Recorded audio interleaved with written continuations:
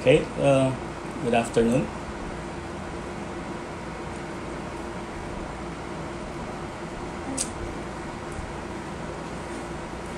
Good afternoon, everyone. This is Dean Gemelito Festin of Polytechnic University of the Philippines, or PUP College of Law. I hope you are all safe and healthy. This COVID live lecture series is sponsored by the Philippine Association of Law Schools. It's an association of law deans in the Philippines. And I would like to thank our president, President Dean Mary Ananias, for spearheading this project, and all the deans who are also very, very supportive. I'd like also to thank our PUP president, Dr. Manuel Muhi, and our Vice President for Academic Affairs, Dr. Emmanuel Guzman, for allowing me to lecture and supporting also the Philippine Association of Law Schools project. Before we start, let me share to you what is in my heart. These are times of uncertainties. There's much confusion and insecurities. We worry a lot about our families and our loved ones. And even as our deans are not spared of this feeling and emotion. So just look at your Facebook and you know what I mean. But we set it aside and we give you this project because we believe in you and in your dream of becoming a lawyer. Make the most of your time. There's no shortcut in becoming a lawyer. And we want you not to lose your vision. You can become a lawyer, okay, mind you. So just have the proper attitude and don't allow the fears to grip into your hearts. Because for us, had we allowed it, then we would not have this lecture series and we'll just worry about everything. But we would like you to know that we are here to support you, that we deans are here for you. So before we start in prayer, I would like to start in prayer. Allow me to quote to you the promise of God written in the Holy Scripture. For I know the plans that I have for you, declares the Lord, plans to prosper you, not to harm you, plans to give you hope and a future. So God has a plan for us. He has hope, and you have a future, and you will prosper. So let's bow down our heads and let's pray. Lord, thank you for this opportunity. Thank you for this day. We pray that you will give us wisdom, knowledge, and understanding as we discuss criminal law, common types of questions, and also possible sources of answers in criminal law. And we thank you for this day. We glorify your name. In the name of Jesus Christ, our Lord. Amen. Yeah, so we start. Well, most of you know me, but not in criminal law. So you have my book in special proceedings and or also the arbitration law or the alternative dispute resolution. But you know, criminal law is my passion. Okay? You have your handouts. I hope you've read it, and exercises also. So I'm not really fond of lecturing here at the small cell phone screen in my room. So pwede ba lecture type na lang, tutorial type na lang ang style natin? It's like advising or tutoring you kung pwede. Okay? So let's see. Let's start. Usually, if the question is situational, okay lang if it's X and Y. Basic. Sana nakikita nyo. Basic. X and Y. X is the accused, Y is the victim. So, what crime did X commit against Y? Very basic lang yan. Okay? Dapat Ngayon, kung gugustuhin natin, mas medyo complicated ang tanong, X, Y, and Z as against A. Okay? X would be a minor, Y of age, Z would be the son of A. This is the father. So they killed they have murdered the father. So intent to kill, there's a qualifying circumstance of treachery. Notice that even if they all committed the crime, okay, yet you have to consider the personal circumstances of this person. Minor, assuming he's 14 years of age. Is he criminally liable? Not. Why? Because according to our Juvenile and Justice Welfare Act, if the age of the minor is 15 years old or younger, it's exempting. There's no criminal liability. Then Y is of age, since there is a qualifying circumstance of treachery, his crime would be murder. But what about C? The son of F. It's not murder. What is the crime? It's parricide. Right? So you can glean from here, the consequences are different because of their circumstances as well as their relation with the offended party. So let's complicate this more. X, Y, Z. Okay, these are the offenders. And you have A, B, C, the victim. Sana nakikita nyo. So, A, pahirapan natin, A would be a person in authority. Okay, B would be the minor, and C will be of age. And X, Y, and Z. The X and Y killed A, Z killed B and C. Labo-labo na sila. Diba? So, A would be a person in authority, so it could result not only in a simple crime, but it can lead to a complex crime.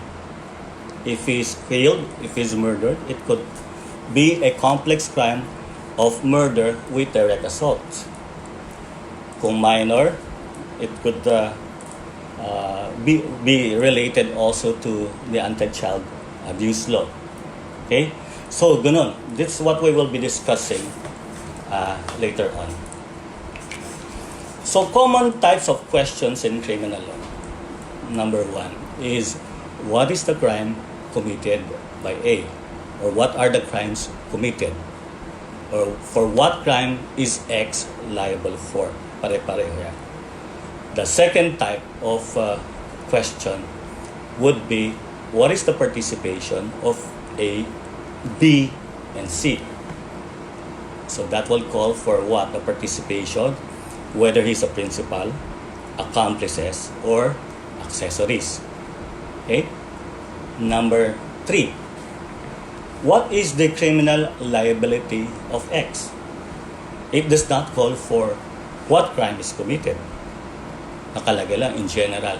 Is X criminally liable? It will probably fall under Article 4 of the revised penal code. Then lastly is the presence of considering the presence of the modifying circumstances or the attending mitigating and aggravating circumstances. What will be the penalty imposed? Or applying the indeterminate sentence law or ISLAW, what is the penalty to be imposed. So yun. So if let's go to the first type of a question. What crime is committed, or what are the crimes committed, or for what crime is X liable for? Then the possible sources of answers, then check on the following rules and principles. What about you check on the elements of a crime?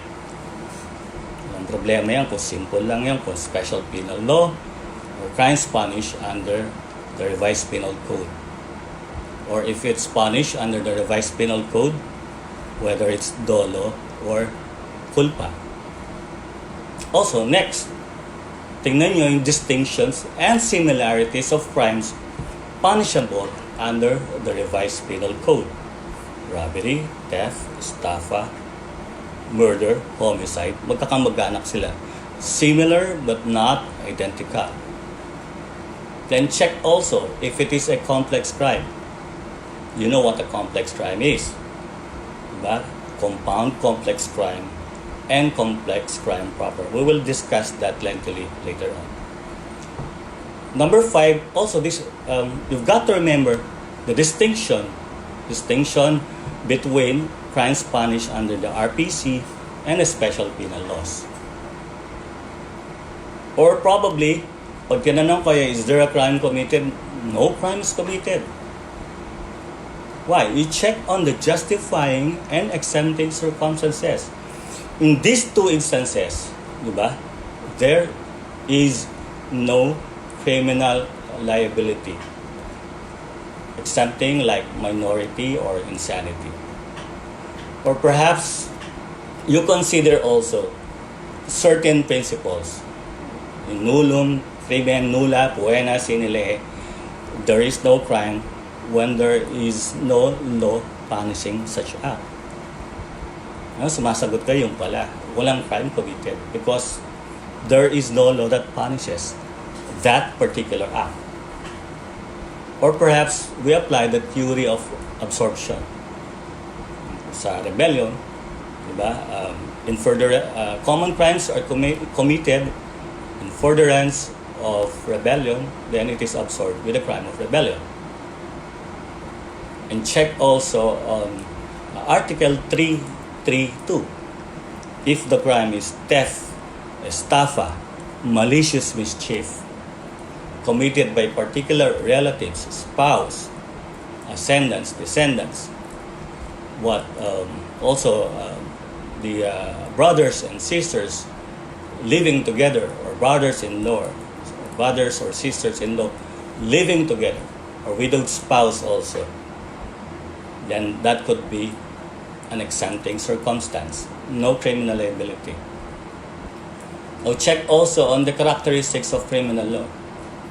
The generality principle, the territoriality principle.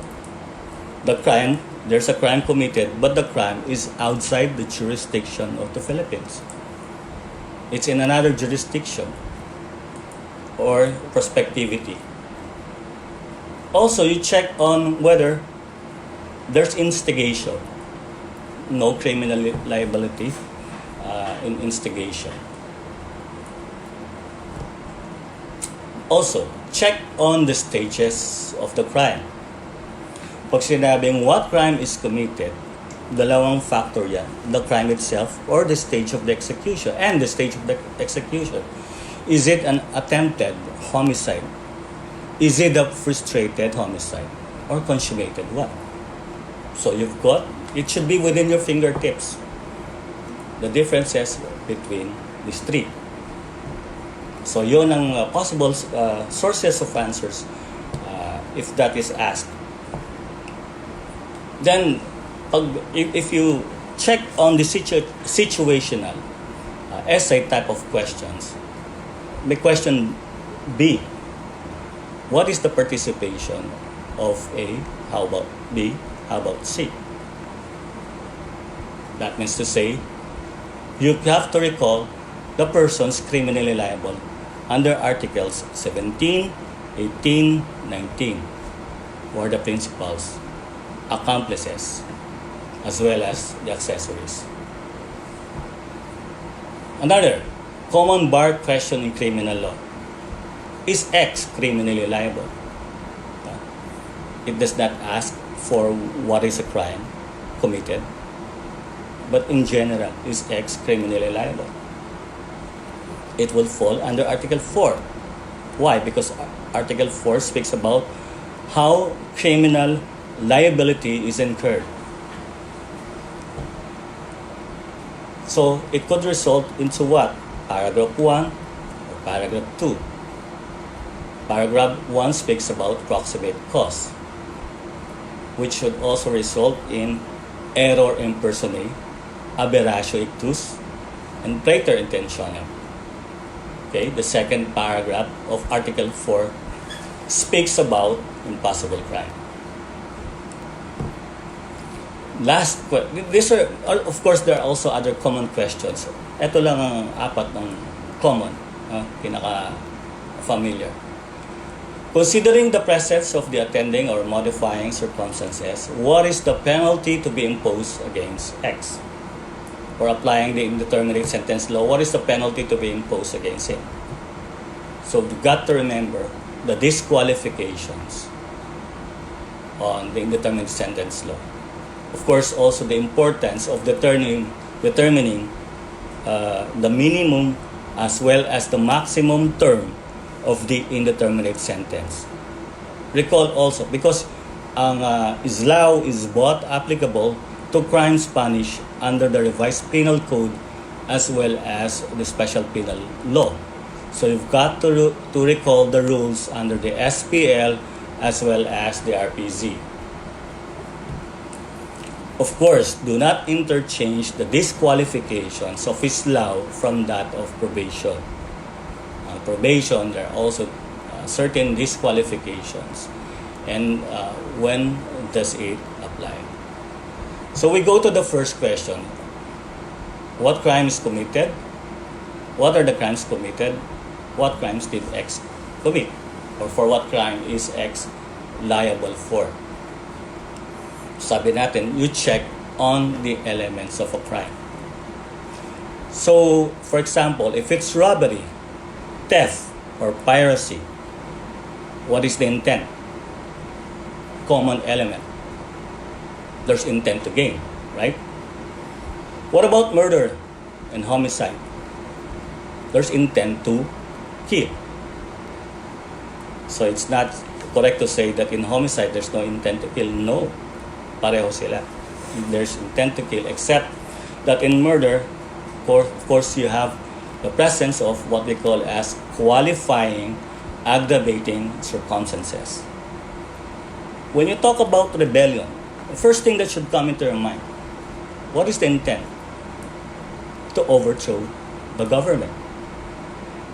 In coup d'etat, to seize or diminish state power. In illegal possession of firearms, or even in illegal possession of drugs, illicit drugs, what is the common element? Animus possidendi, or intent to possess.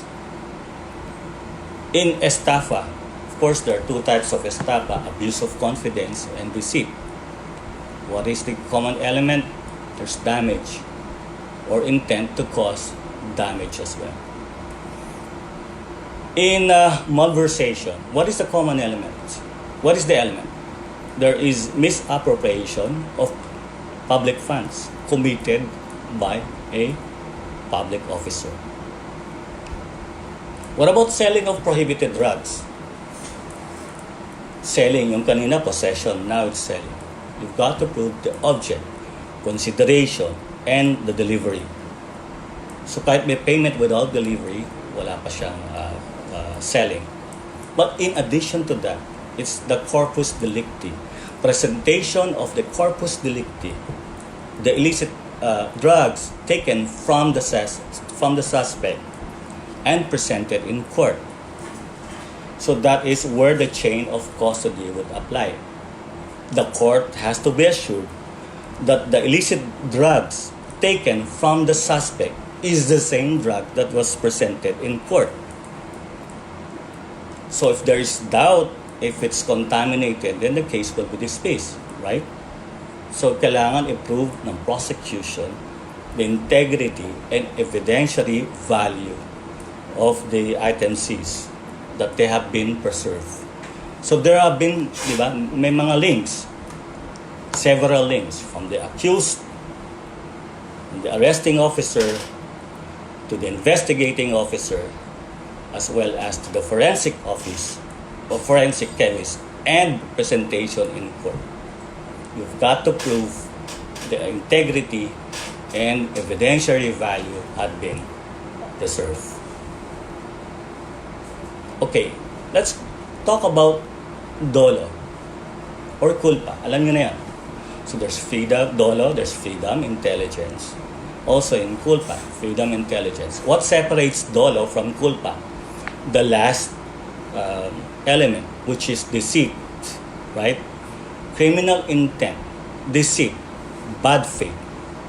So what is the proper defense in dolo? Okay? Good faith is a proper defense. So ang tanong ngayon, is good faith also a proper defense in culpa? Hindi, di ba? Because what is punished in culpa is the act of imprudence, negligence, lack of foresight, and lack of skill. You may be acting in good faith, but overspeeding ka, you're careless. So what is the proper defense in culpa? Exercise of, alam nyo to, due diligence. Now let me just discuss on dolo. If you're gonna argue, dapat merong mens rea as well as actus rea. Dapat present silang dalawa. They must concur. Mens rea, criminal mind. Actus rea is criminal act. If there's only a criminal mind but there's no criminal act, there's no criminal liability. No internal acts. You can think of any crime for as long as there is no overt act, there is no criminal liability. There is criminal act but there's no criminal mind, no criminal liability. How does it happen? Okay, if a child 10 years of age stabbed and killed his classmate, 10 years old, is there a crime committed? Yes, there's actus rea. Is there mens rea? None. Because there is no criminal mind. Because under the Juvenile and Justice Welfare Act, if the age of the minor is 15 years old or less, then there is no criminal liability. Now you check, as I mentioned a while ago, on the distinction of and similarities of crimes punished under the RPC. But I think we have an exercise. Let's go. Sana you have your exercise also. Your copy of the exercise.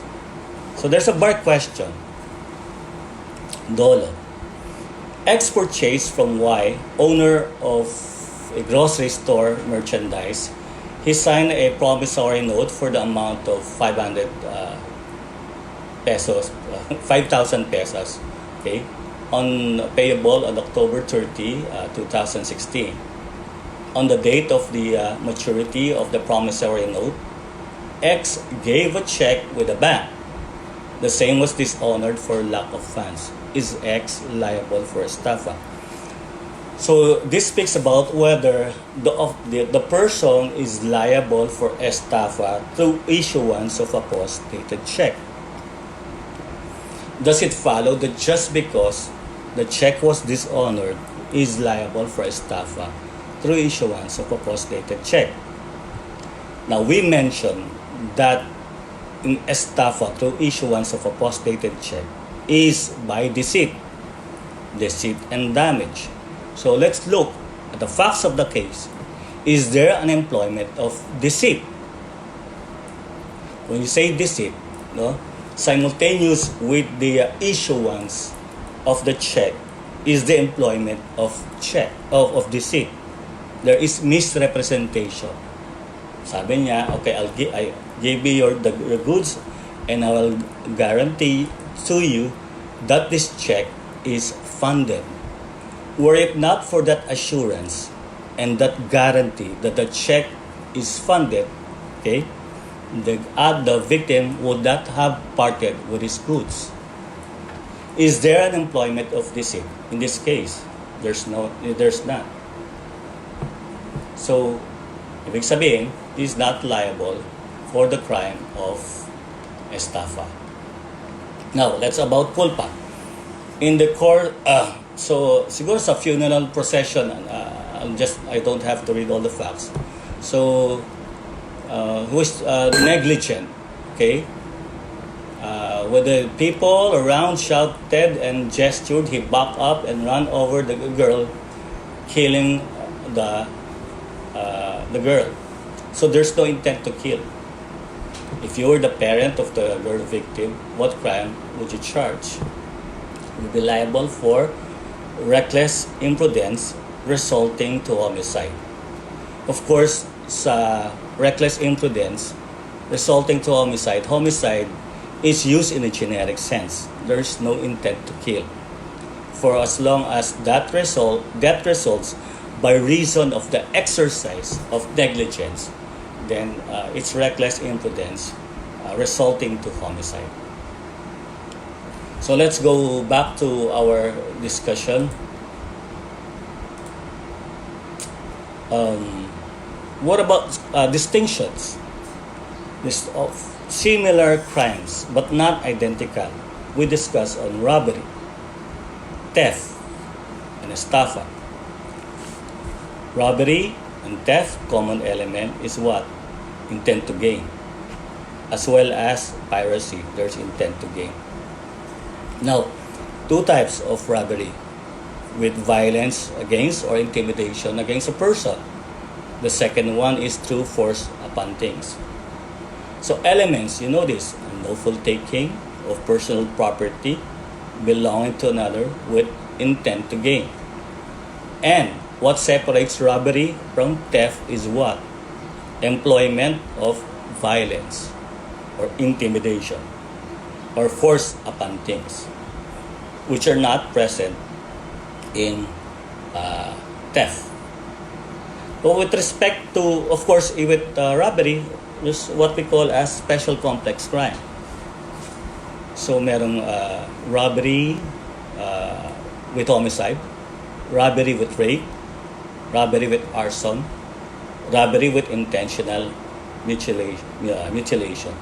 We will discuss that later on. But there's also robbery with force upon things. When entrance is effected, how? By opening not intended for entrance. Second, by breaking the wall, roof, door, diba? The floor. Why? To effect entrance. Also, by use of false keys or picklocks. Also, simulation of public authority or using fictitious names. These are all employed, okay, to effect entrance. So ang question ngayon, can robbery with force upon things be committed even if entrance was not effected through these circumstances that I mentioned? Halimbawa, invited guest siya. Can he commit a robbery with force upon things? Yes. By breaking nakakita siya ng chest, ng locked furniture, wardrobes, at sinira niya. Or by taking this furniture away to be broken outside. So that's how robbery with force upon things is also committed. Permit me to Okay, what about theft? Theft. Tanggalin mo yung force, violence, intimidation would be theft. Of course, there are also other ways of committing theft, like a finder's keeper. A finder's keeper is a crime. A person found a personal property and he failed to deliver it to the proper authority or to the owner thereof, liable siya for theft. Or if he maliciously damaged the property of another, and he remove or make use of the fruits as well as objects damaged by him. Or when he entered into a closed premises, or trespass is forbidden, or it's owned by another person, and he entered therein without the consent of the owner. So anong ginawa niya? He hunt, fish, gather fruits, cereals, and farm products. So that's also the other way of committing theft. Pero ang pinaka-common is like that of robbery, except that there's no force or violence or intimidation or force upon things. Okay? There's also what we call as qualified theft. What is qualified theft? So, ibig sabihin, pag qualified, higher penalty ang i-mete out. Okay? Number one, if it is committed by a domestic servant, or when there is a grave abuse of confidence, not discretion, confidence. Of course, motor vehicle is taken. So, ang tanong ngayon, sir, may kidnapping. Wala na bang carnapping? Meron. So, what's the difference between qualified theft by taking a motor vehicle from that of a carnapping? Carnapping, motor vehicle is taken without the consent of the owner, or that it was taken against his will by employing violence or intimidation. Pagdating sa qualified theft, no, binigay sa kanya yung physical possession. It was handed to him. Okay? But he failed to return the same.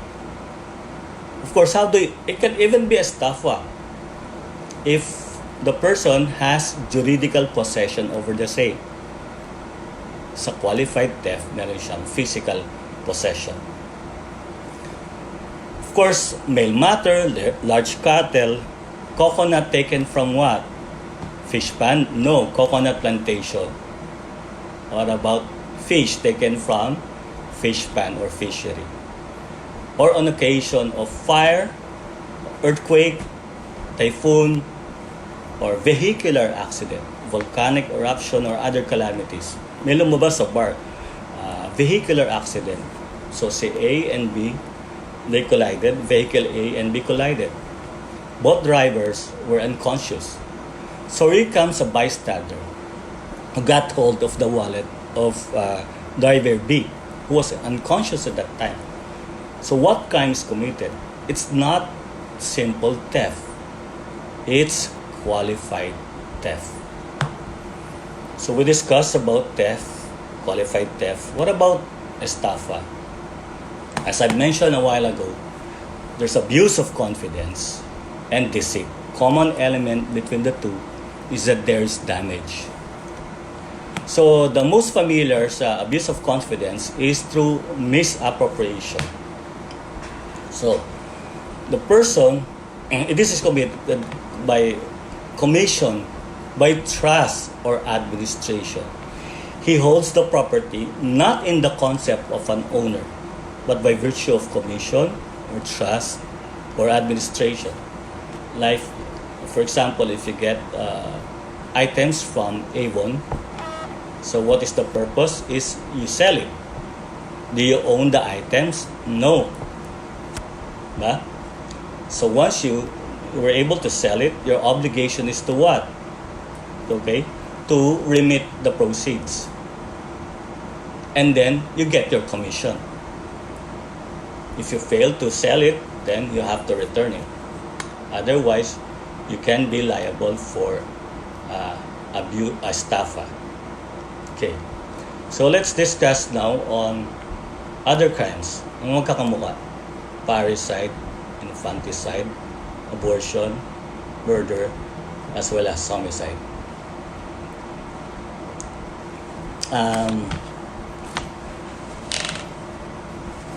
Let me check. Yeah. Basa nyo? Okay. Actually, pabaligtad to. Ginawa lang ng... I don't know how my daughter did this. So, it's robbery. O, tapos na tayo from robbery, theft, and estafa. So, we go into parricide. Okay? Infanticide and abortion. When it's parricide, okay, parricide. How is the crime of parricide committed? Direct line yan, di ba? So it's a direct line. Relatives by direct line. So the killing of a brother and sister cannot be parricide. The killing of the father, the mother, the child. Okay? Killing of the father, mother, child, whether the relationship is legitimate or illegitimate, is parricide. Now, how about other ascendants? Like yung grandparent mo. So the relationship must be legitimate. What about the killing of a grandchild? The relationship must be legitimate. So the only instance, the direct line, whether it's legitimate or not legitimate, is the killing of the father, mother, or child. Of course, there's one. It's also parricide. It's not your relative by blood, but your spouse. Okay, the killing of the spouse. Okay, who must be a legitimate spouse is also parricide. So a proof of legitimacy is required in parricide committed against a wife or other ascendants or other descendants. So if there's also like reckless imprudence committed with these relatives, it's also parricide, but the penalty is lower. Okay? Now, infanticide. Sana infanticide. Yun. Infanticide. The killing of a child who is less than 3 days old. 3 days old. Whether you have a relationship with a child or not, kahit anak mo, but if the age of the child is less than 3 days old, that's also infanticide. Wala naman insecticide. Of course, abortion, which is intentional, intent to abort. Now, ang tanong doon is, there's a bar question in this case. Si husband saka si wife. Okay? H and W. And W was pregnant at that time, 6 months. So they have an altercation, okay, to the point na naging violent. So H pushed his wife, was pregnant at that time, 6 months. So she fell down, and her head hit the pavement. She died instantly.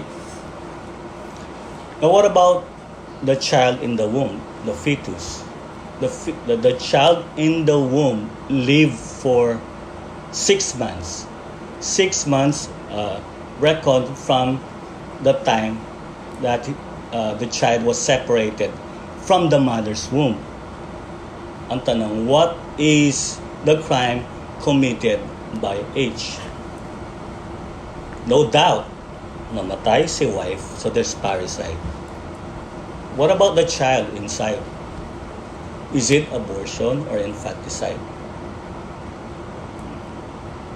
Now, recall Civil Code provision. If the age of the child is less than 7 months old, okay, para magkaroon civil personality, okay, the child must live for at least 24 hours reckoned from separation from the mother's womb. So since in this case, less than 6 months, and the child, assuming did not live for 24 hours, the child only lived for 10 hours, then the crime is a complex crime of parricide with unintentional abortion. This is a complex crime, a single act that constitutes two or more grave or less grave felonies. Now, if the age of the child is, halimbawa, 8 months na siya, and the child only live for 10 hours. Kanina pala hours. Kung 10 hours lang siya nag-live, but 8 months na yung bata, it's already parricide, a complex crime of parricide with infanticide. Okay, so now let's go to the difference between murder and homicide. As I mentioned a while ago, there's intent to kill on both instances, right? But the difference is the presence of what we call as the qualifying aggravating circumstances.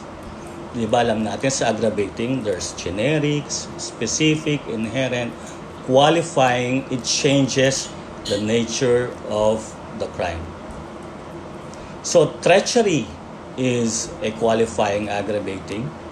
Evident premeditation is a qualifying aggravating circumstance. Of course, cruelty or consideration of a price or reward or promise or on occasion of fire, poison, or explosion. So, lahat ito included under Article 14, giving instances of aggravating. But there's one qualifying aggravating which is not included under Article 14. What is that? Scoffing or outraging at the corpse.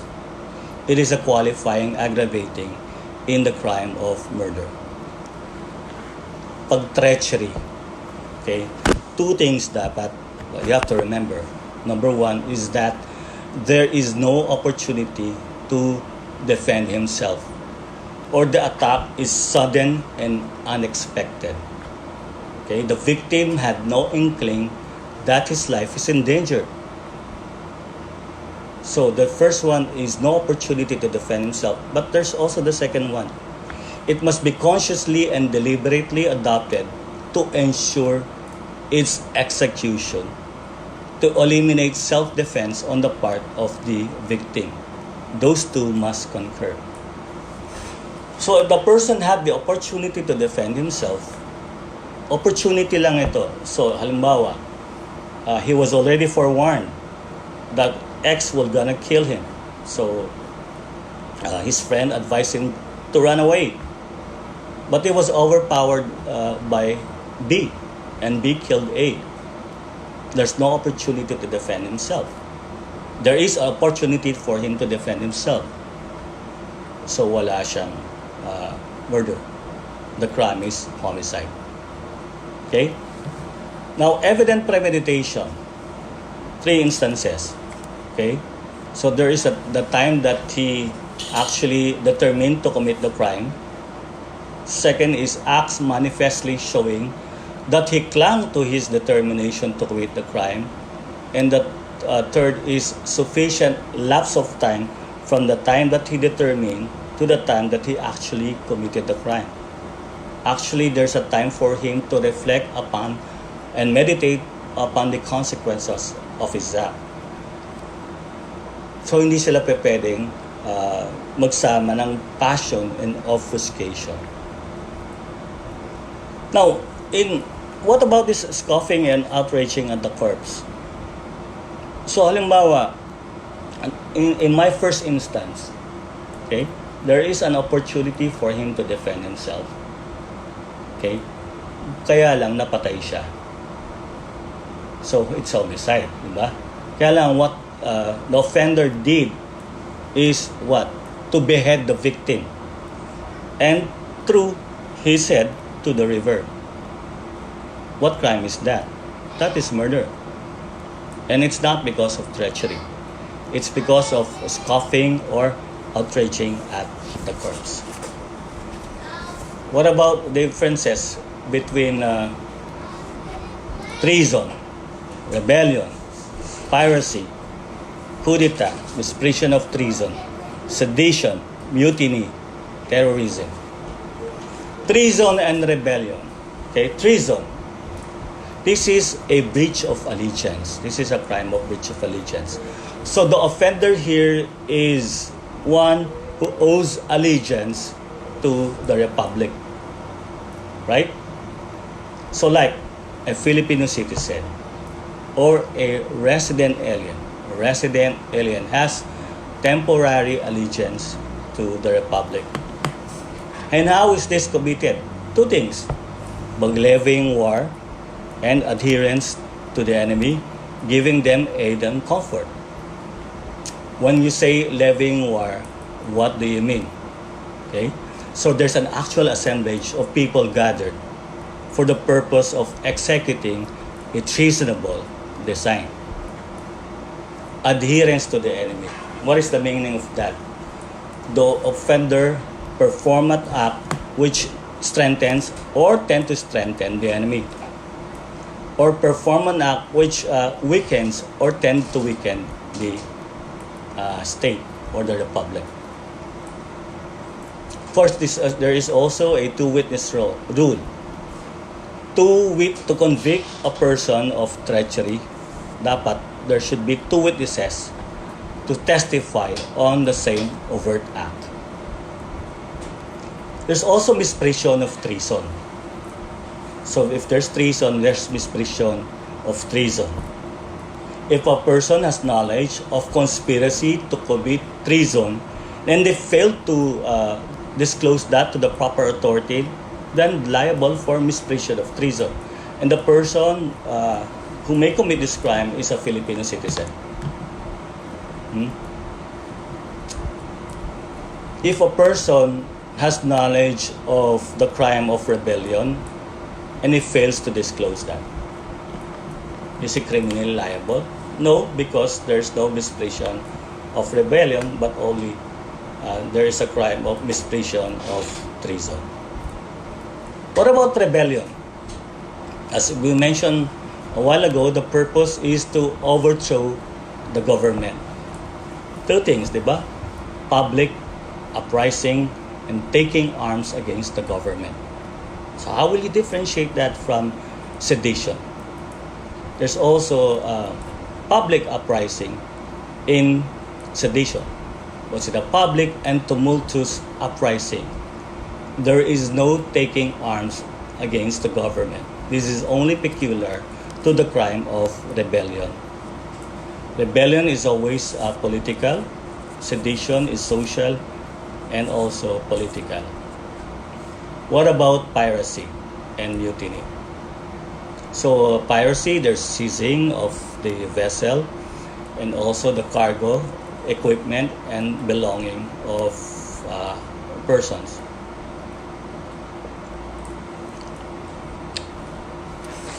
Now there's piracy in high seas as well as piracy in Philippine waters. How will you differentiate piracy from mutiny? In piracy, there is intent to gain. In mutiny, there's no intent to gain. What is the purpose? Okay, to disobey the orders of the superiors. Piracy in high seas from mutiny. Mutiny is committed by members of the complement. Okay, piracy committed generally by a stranger. But in piracy in Philippine waters, it can be committed by a passenger. Now, there's also qualified piracy. What is qualified piracy? So if the seizing of the vessel is through boarding or firing the same, it's qualified. Or they have abandoned the victim without means of saving themselves. Or third, if it is accompanied by murder, homicide, rape, or physical injuries. In coup d'etat, first thing that should come into your mind, there's a swift attack, coupled with what? Violence, intimidation, threat, or strategy.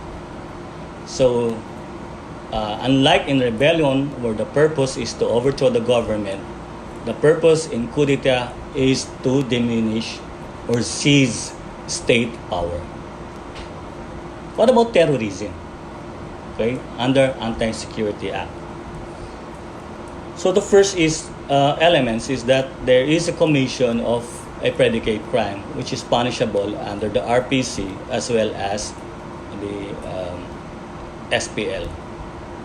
But more than that is that it's so and it create what a widespread and extraordinary fear and panic among the populace.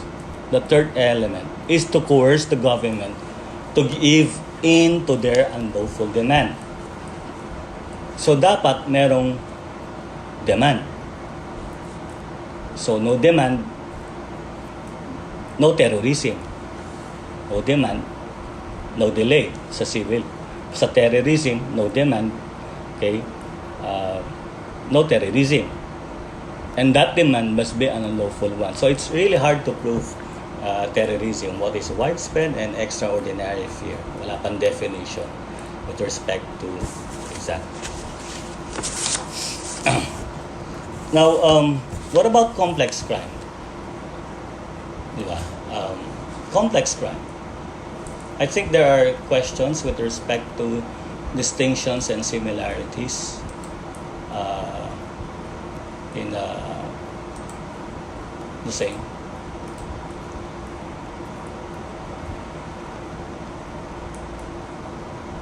RPC, robbery and theft.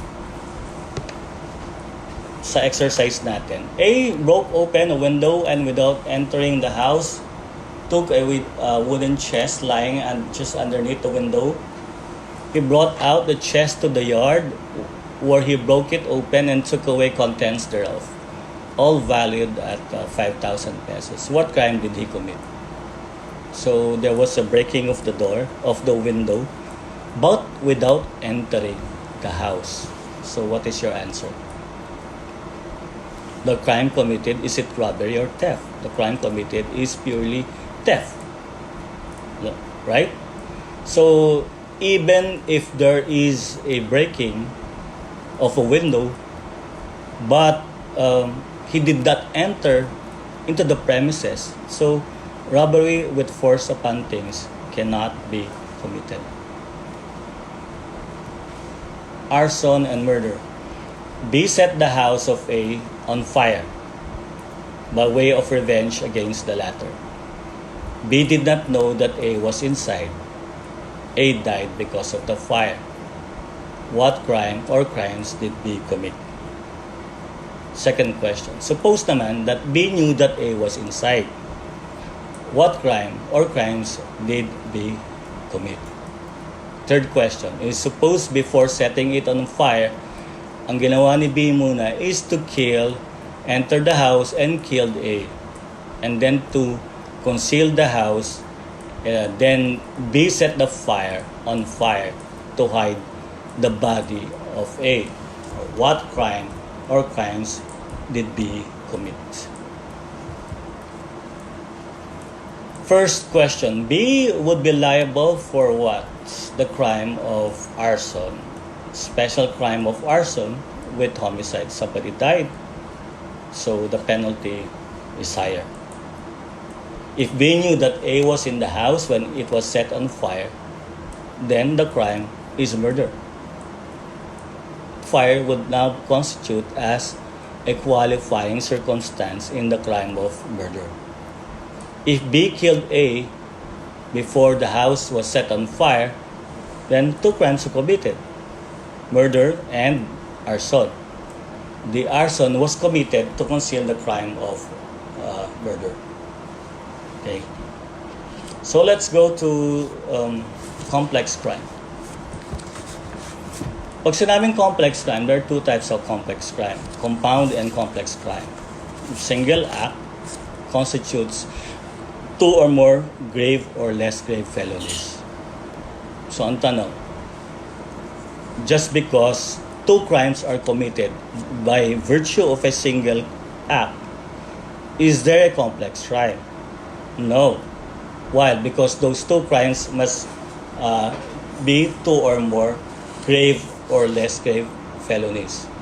So when you say grave, punishment is what? Capital and afflictive. Less grave, correctional. Prison correctional. Okay, arresto mayor, suspension, and discharge.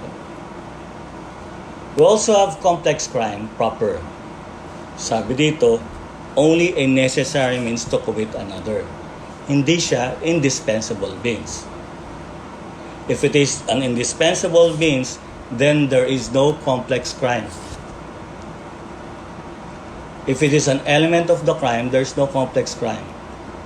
So ang tanong, is there a complex crime of estafa through falsification of a private document? Common element, in estafa, there is damage. In falsification of a private document, there is also damage. Elements ng crime ito. So is there a complex crime? None. Because it is now the indispensable means. Ang complex crime dapat lang necessary means. Okay? How do you differentiate a complex crime from a special complex crime? In special complex crime, two crimes are committed but punished under a single provision of the revised penal code. Ang complex crime, the penalty is what? For the most serious crime, the same to be imposed in its maximum period. Now, ang complex crime is not applicable to special penal laws. Not also applicable to light felonies. Not also applicable to conceal the crime. Remember that. Now, let's go to other distinction and similarities between an SPL as well as the RPC. RPC, how do you distinguish first special penal laws from that of the RPC? In RPC, mala in se, evil in its nature, right? So therefore, good faith is a proper defense. In SPL, it's plain mala prohibita. And good faith is not a matter of defense. So if you're going to ask, if the question calls for a distinction between a particular crime, which is an SPL, and another one, which is an RPC, then you go with the general distinction. Mala in se, mala prohibita. Well, is this an absolute rule? Mala in se RPC? No. May case na although it's RPC, yet it is mala prohibita. So therefore, good faith is not a proper defense. What is the exception? Technical malversation or illegal use of public funds. What about in SPL? Sabi natin mala prohibita. Is that an absolute rule? No. There are cases, well, although it's punishable under the SPL, it is deemed as mala in se. Like what?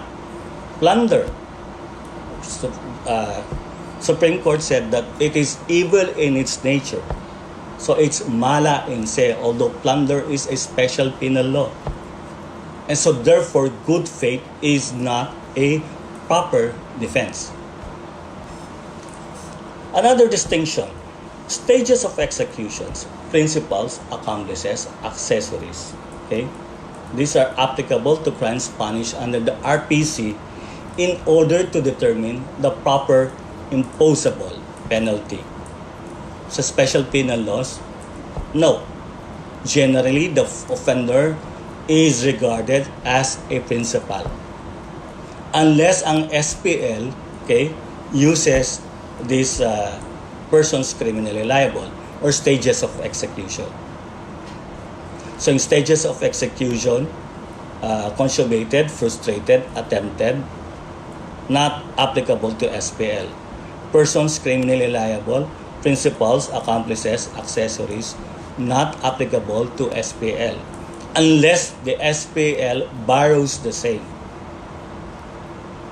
Generally, it's in SPL, the crime is consummated and the offender is regarded as a principal. Okay. Modifying circumstances. The presence of aggravating as well as mitigating circumstances to offset one from the other. Okay? These are important in crimes punished under the revised penal code to arrive at the proper imposable penalty. Now sa SPL, okay, we do not regard the presence of aggravating, mitigating circumstances generally. So kahit may voluntary surrender yan, diba? May plea of guilt, but if it's an SPL, then it will not be appreciated because it's an SPL. What else? Yung nomenclature of penalties of under the revised penal code. Reclusion perpetua, reclusion temporal. Peculiar lang sa RPC. Sa SPL, okay, the special penal laws provide for a particular penalty. So in RPC, there is reclusion perpetua. In SPL, there is life imprisonment. But what happens then kung ang SPL uses the nomenclature of penalties ng RPC? So, di ba, maraming cases na ang SPL uses the nomenclature of penalties ng RPC. What is the effect? With regard to the application of the indeterminate sentence law. Di ba sa Islao, we follow the rules under the special penal laws. There's also a peculiar rule under this RPC. But if the SPL uses the nomenclature of penalties under the revised penal code, then the rules under the indeterminate sentence law, what? We will apply it under the RPC and not the SPL. So therefore, anong gagawin natin? Okay? There is the rule of offsetting. So we will appreciate the presence of the modifying circumstances of aggravating as well as mitigating circumstances, although it is an SPL. Why? Because it uses the nomenclature of penalties under the revised penal code. What about the difference between BP22 and estafa? BP22 and estafa. One is an SPL, one is an RPC. Mala inse, mala primita. But basic, in BP22, okay, he's given 5 banking days to pay in full the obligation or to make an arrangement in full. In estafa, 3 days lang. Now, ang tanong, is it just because ba when a check is presented before the bank and it was dishonored, ipso facto BP22 is committed? No. Kailangan bibigyan siya ng 5 banking days within which to pay or to make an arrangement to pay. Notice of dishonor. Okay? Notice of dishonor. So if this is not proven, if the notice of dishonor is not personally received by the accused, then there's no BP22. He must be given a chance to pay the same. In BP22, there's pre-existing obligation. In estafa, there's simultaneous obligation. Simultaneous with the parting of the goods is the employment of deceit. Okay, what else? What is punished in BP22? What is punished in BP22 is the issuance of a worthless check.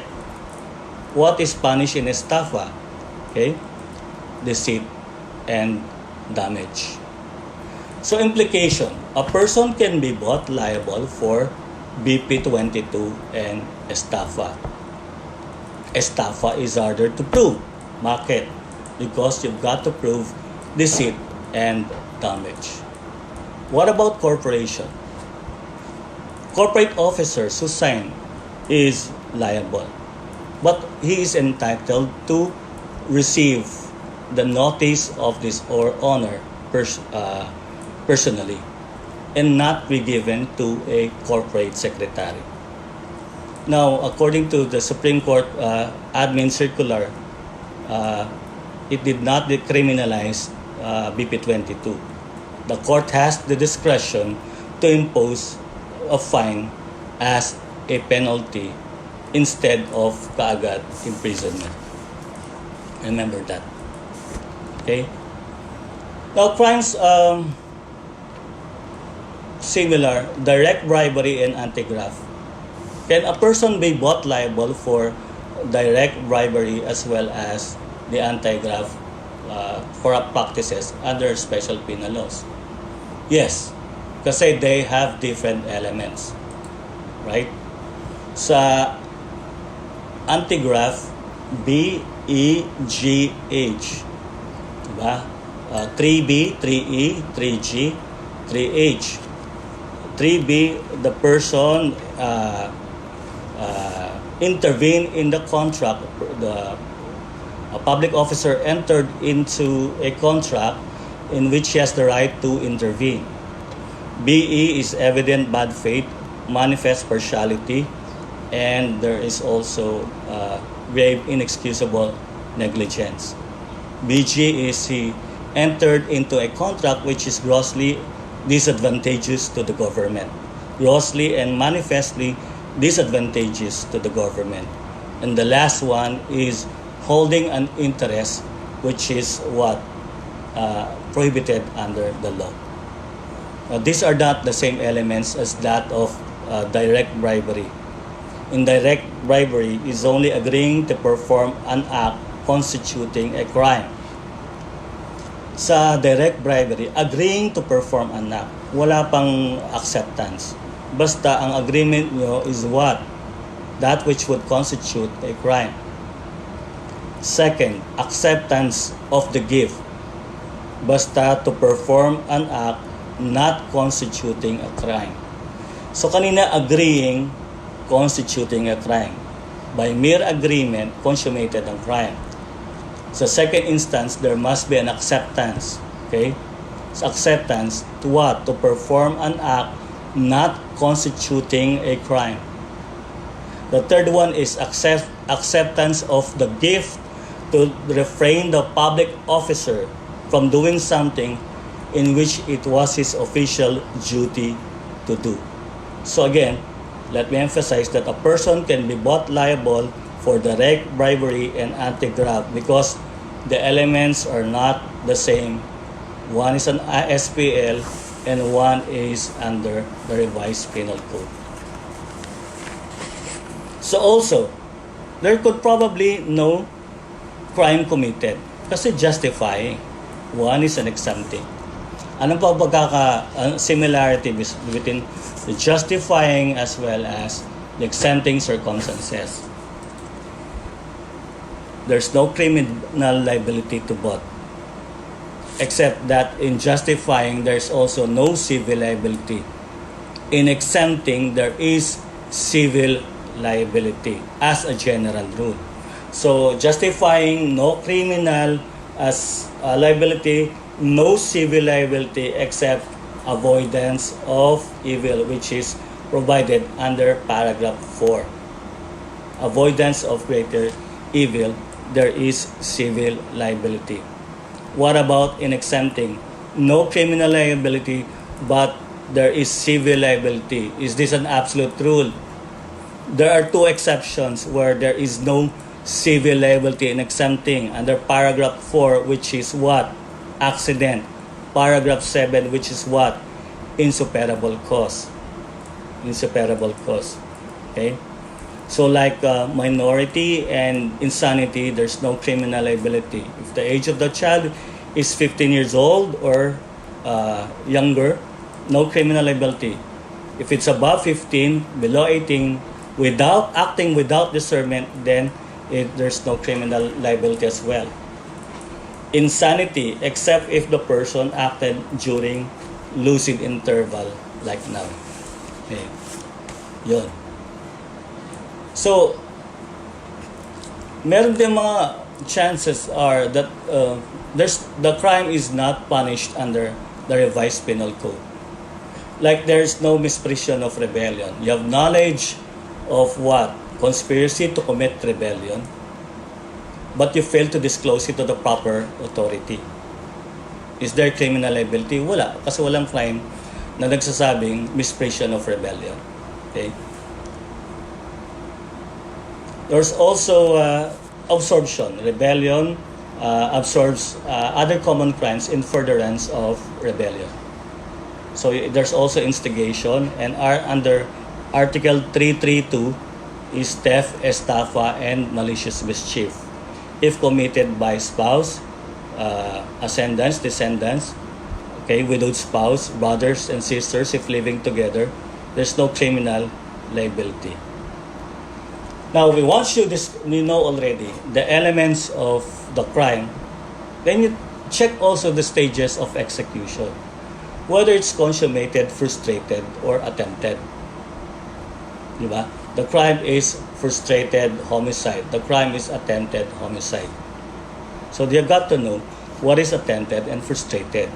Of course, you know the internal acts. Okay? External acts. Internal acts are not punishable. External acts are not punishable as well. Okay? If it is a preparatory act, it's not punishable. Acts of execution is punishable. Now, what is the difference between a frustrated and from attempted? In a frustrated, the offender had performed all acts of execution. In attempted, offender had only commences the commission of a crime directly by overt acts, but did not perform, okay, all acts of execution. So what's the difference between the two? Sa attempted, he did not perform all acts of execution. In frustrated, he already performed all acts of execution, which would produce the felony. But in both instances, the crime is not consummated. Why? In attempted, by reasons what? Other than his own spontaneous desistance. In frustrated, what is the reason? Okay? Independent of the will of the perpetrator.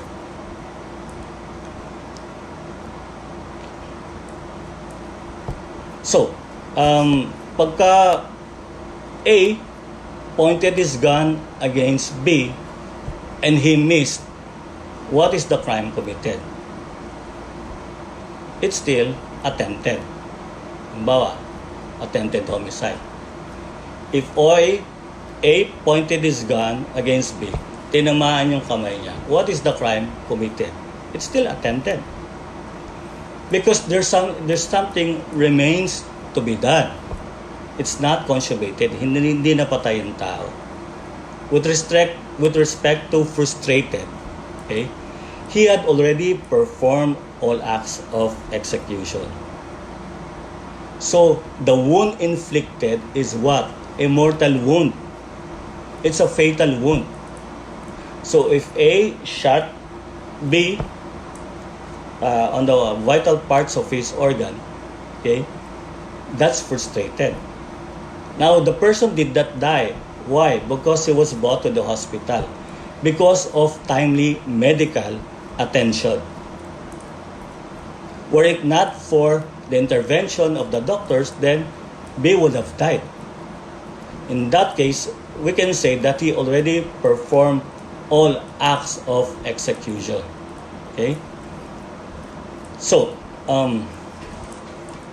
in these instances, halimbawa, si husband at si wife.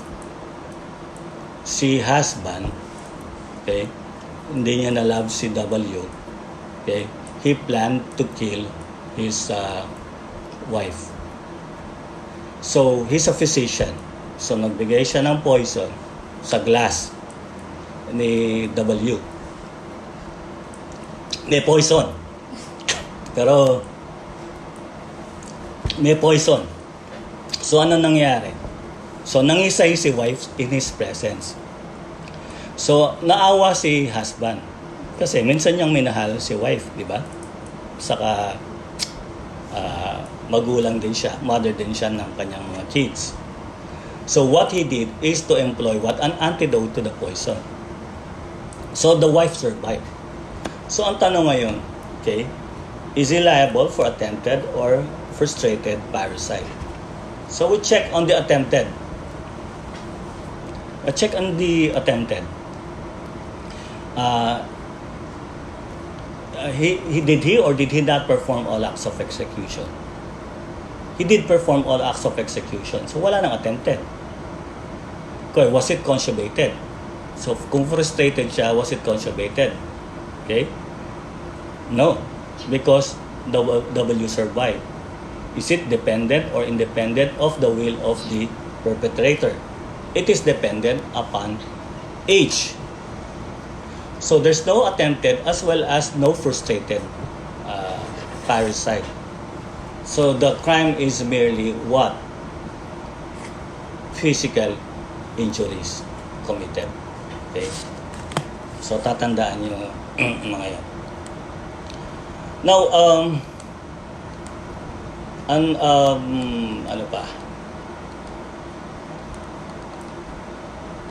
What is the participation of A, B, and C?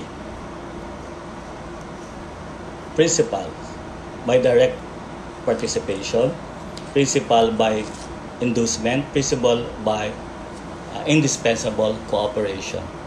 So sa principal na yon, tatandaan nyo, direct participation, tatandaan nyo, if kung merong conspiracy, all will be liable for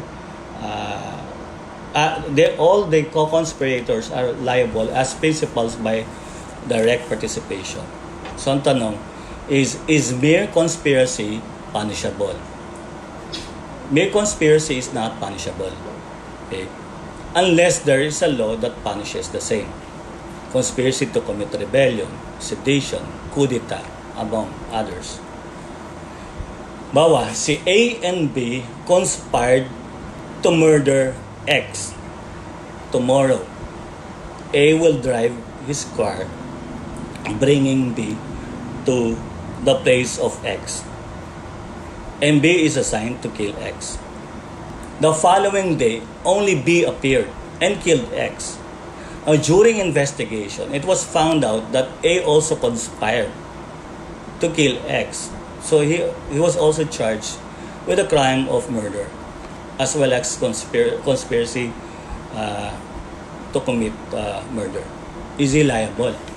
No. Wala namang conspiracy to commit murder. Eh sir, paano yun? The act of one is the act of all. Okay?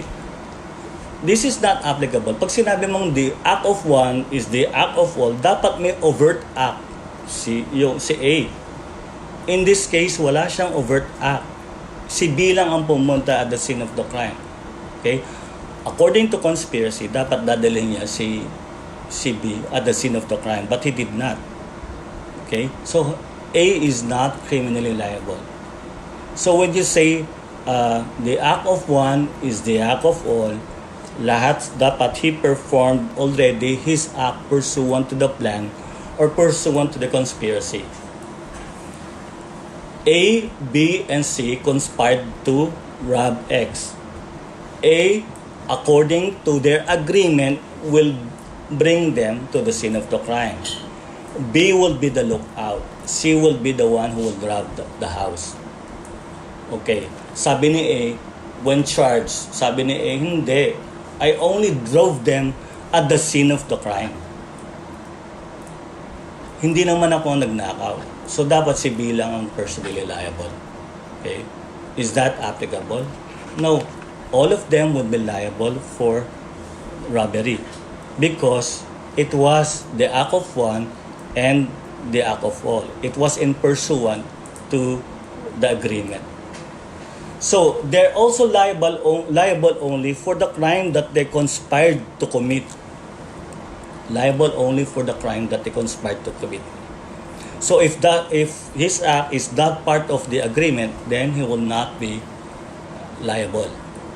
Except pag special complex crimes. Robbery with homicide, robbery with rape, robbery with arson, robbery with serious physical injuries. Why? Because in this special complex crimes, okay, it has its own peculiar rule. May peculiar rule siya.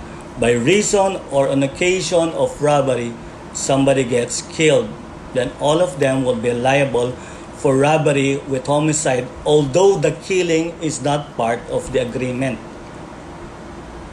Because there's a special provision provided under the IN. So yung robbery with homicide, hindi ibig sabihin that there's intent to kill. Whether it's intentional or not, it's still robbery with homicide. There is no robbery with murder. Robbery with homicide pa din yan. Because it happened before, during, or immediately after the robbery. Dapat lang at the onset, sa simula pa lang, there is intent to rob. And somebody dies before, during, or immediately after the robbery. Okay? Now, kung ang intent nila at the onset is to kill, okay, A, B, and C, okay, intended to murder the victim. And then as an afterthought, yung isang co-conspirator, okay, stole and robbed the jewelry box of the victim. There is no robbery with homicide. So what shall we apply? A person is only liable for the crime that they conspired to commit. All of them will be liable for robbery, but for killing, which is the crime that they conspired to commit. But for robbery, yung co-conspirator lang ang liable. Siya lang ang gumawa nun, but not all the rest.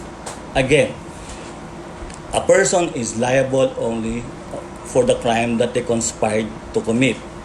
Okay? Exception is if it's a special complex crime. Robbery with rape, robbery with homicide, etc. Okay? So, sa robbery with rape, somebody was raped by reason or on occasion of robbery. Although rape is not part of the conspiracy, lahat sila magiging liable for robbery with rape. Now, inducement, alam nyo na yun, indispensable cooperation.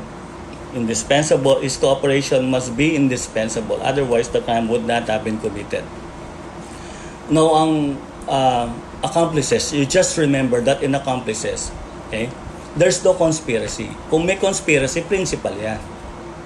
In accomplices, he only cooperated with the commission of the crime by previous or simultaneous acts. And remember this, his participation is less than that of the principal. Hindi dapat pareho or greater than that of the principal. If the wound inflicted by the principal, by the person is a mortal wound, and the wound inflicted by the principal is also a mortal wound, pareho lang sila. So he's not an accomplice, but he would be a principal. Well, accessories, three instances profited from the commission, and also second, he concealed or destroyed the body of the crime. Second, if he concealed or harbors or seized in the escape of the principal. So dapat, di ba, ang hinarbor niya at ikinonceal niya ay inassist niya is a principal, not an accomplice. Pag accomplice yan, walang accessories. Now you've got to remember also who are the persons who assisted the principal. If he's a private person, na dapat limited lang ang ginawa ng principals. TPMA, treason, parricide, murder, attempt of the life of the chief executive, or he is known to be habitual delinquent. Pag public siya, any crimes committed by the principal, for as long as there is an abuse of his public position. Of course, there are exempted under Article 20. Diba? Mga spouse, ascendants, descendants, etc. But if they profited from the effects of the crime, then they will not be liable as an accessory. Now, perhaps they're not liable, but they can be liable for a special penal crime, which is what? The anti-fencing law. So, under the anti-fencing law, walang exception. Anyone who buys or sells, deals with an object or an item subject of robbery or thievery will be liable for the anti-fencing law. For as long as he knows or he should have known that it came from the proceeds of robbery or theft. So if you're able to buy a brand new book in RPC costing it's a Rex bookstore, it costs around 2,500, and you were able to buy it only at 200 pesos, brand new, liable ka for anti-fencing law. You've got to, yun. So, let's go about on article, halimbawa, ang tanong, is X criminally liable? Is X criminally liable? Pwedeng article 4 siya. Diba? Hindi naman specific crimes. How? Paano nag-apply Article 4? By committing a felony although the wrongful act done be different from that which he intended. Okay? The first paragraph pertains to intentional felony. So, dolo lang siya. Hindi siya mag-a-apply sa ibang, sa culpa or sa special penal laws. A person is liable for the direct, natural, and logical consequences of his unlawful act. Now, if we perform a lawful act, then he's not liable kahit may namatay siya. Kasi he's performing a lawful act. Dapat unlawful act lang. He's liable for the direct, natural, and logical consequences of the same. So, pag error impersonate, dapat two persons are present at the scene of the crime. A believing that it was B. A intended to kill B. Pero ang pinatay niya, si C, believing that it was B. Okay? Sa aberratio ictus, there is lack of precision. Tatlo ang present at the scene of the crime. Si A, si B, at si C. Binaril ni A, si B. The bullet ricochet, it was C, who was hit. 3 persons. Sa error impersonate, 2 ang present. Okay, praeter intentionem, the resulting injury is greater from that which they intend to commit. Now, impossible crime. Impossible crime by performing an act which will be an offense against persons or property. So, this is only applicable to persons and property. Okay? Secondly, dapat it should not constitute a crime punishable under the other provisions of the revised penal code. Okay? So there's legal impossibility. There's also physical impossibility. You cannot kill a person who's already dead. So A intended to kill B, believing that B was already is still alive, but unknown to A, okay, B was already dead beforehand. Why? Because he suffered heart attack. So sinaksak niya si B. Patay na pala si B. So that's an impossible crime. But if A knew that B was alive at that time, there's no impossible crime. Okay. So we go into the other. We can already discuss penalties. Okay, we will be discussing on the indeterminate sentence law. So pagtanong, considering the presence of the attending modifying circumstances, what is the penalty to be imposed against X? Or applying the indeterminate sentence law, what is the penalty to be imposed? So dapat alam nyo ang islaw. Importance ng islaw from that of probation. Okay. you've got to set the minimum term and the maximum term of the indeterminate sentence. Why? Because once the convict, we're talking about the convict here, had already served the minimum term of the indeterminate sentence, then he will now be eligible to be released on parole. Then why do you have to determine the maximum term of the indeterminate sentence? You've got to determine the same so that if in case the convict violates any of the conditions of his parole, then he will have to serve the maximum term of his indeterminate sentence. So probation law, he doesn't have to go to jail.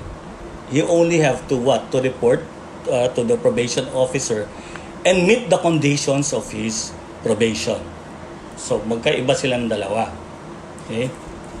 So hindi ma-imprison sa probationer.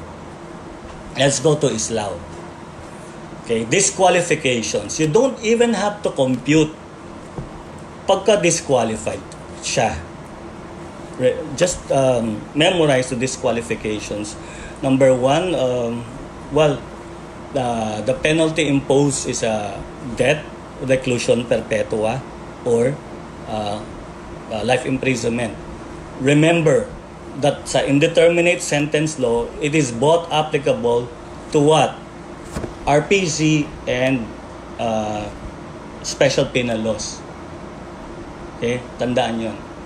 Of course, he's been convicted of treason, lahat ng treason, misprision of treason, conspiracy to commit treason, rebellion also is a disqualification, piracy is a disqualification, if he is a habitual delinquent, or if he escaped from imprisonment or from his sentence. Tatandaan yun. Minsan, sa bar question lumabas dyan. Nililito ka if a person is a habitual delinquent. Tapos may maliit na sentence na nakalagay doon. Ano nakalagay sa sentence? He escaped from imprisonment. Dinidetermine po siya if he's a habitual delinquent or not. If period of 10 years, diba, he committed from his last release or conviction, he committed robbery, theft, estafa, less serious physical injuries, and falsification a third time or oftener. At second time lang siya. So you concluded, no, hindi siya disqualified, magko-compute ka. But then nakalagay doon, he escaped from imprisonment. Disqualified siya. Also, those whose maximum term does not exceed 1 year. So, hindi ka mag-i-islaw, hindi ka mag-apply ng 2 months minimum term to 5 months maximum term. No. Kasi you will not apply the indeterminate sentence law, you will not impose the minimum term as well as the maximum term of his indeterminate sentence if the penalty is less than 1 year. So dapat straight penalty ka lang. 6 months imprisonment, tapos. Or 5 months imprisonment and 1 day. Walang minimum and maximum term. Now, if the penalty exceeds 1 year, then the court is mandated to impose the minimum term as well as the maximum term of his indeterminate sentence. So, ang court hindi pa pwedeng mag-impose siya ng penalty of halimbawa, Comprehensive Drugs Act.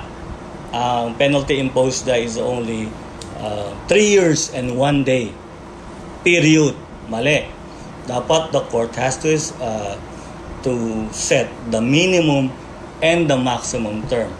Now remember, maximum term and minimum term. Hindi minimum sentence, hindi maximum sentence. Mamamali kayo sa bar exam. So, how do you get the minimum term and the maximum term when the penalty is punishable under the revised penal code? Under this special penal laws lang, mas madali mo ng SPL. Now, remember, sa SPL, we do not regard the presence of any mitigating as well as aggravating circumstances. So, So kahit merong passion and obfuscation dyan, voluntary surrender, we will not consider the same. Okay? So, simple lang yan. How do you get the minimum term and the maximum term to crimes punished under the SPL? Okay? So, sa SPL, sa bar questions, magpo-provide ng penalty imposed by the law. And then, penalty imposed by the court. So, ang tanong, is the penalty thus imposed by the court, okay, proper or not? Proper or not? So, halimbawa, sa illegal possession of firearms, the penalty is 5 years minimum to 10 years maximum. Okay? Assuming 5 years to 10 years. How do you get the minimum term and how do you get the maximum term? Ang sabi ng batas, it should not be the minimum term should not be lower than the minimum imposed by law. So it should not be lower than 5 years, right? Now, how do you get the maximum term? The penalty should not exceed the maximum penalty imposed by the special penal laws.